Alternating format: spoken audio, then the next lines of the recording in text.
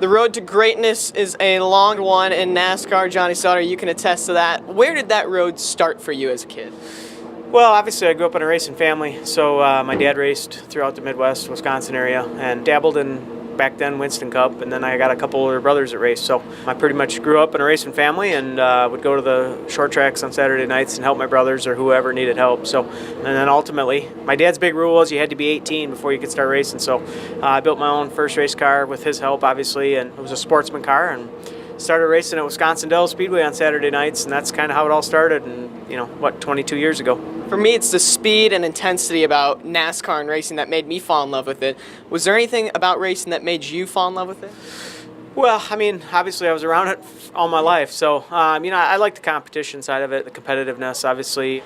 For lack of a better way to put it, building a better mousetrap than the guys next to you. So, and obviously that's a product of ingenuity and technology and all those things that, make a difference, and it shows up on the racetrack as far as speed. So, I love the workings of what makes a race car or race truck go, handling-wise and speed-wise. So, that to me, just being part of that is almost as fun as driving it.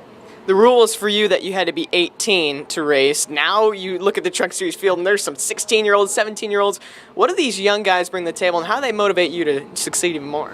Well, I don't know that they motivate me. I pretty much am self-motivated, I think, but it's just a totally different sport than it was 20 years ago as far as when I look through the garage and look at the drivers. So it's definitely been a youth movement. I don't think anybody can question or deny that. So, old dogs like me, you wonder how many days you got left, but it's like anything else in life. You continue to try to get better, and the young guys have obviously honed their skills at a lot younger age. They've been racing since they were 5. So when they get to here, they seem young, but they have a lot of experience. So, it's kind of cool to see those guys do what they do week in and week out.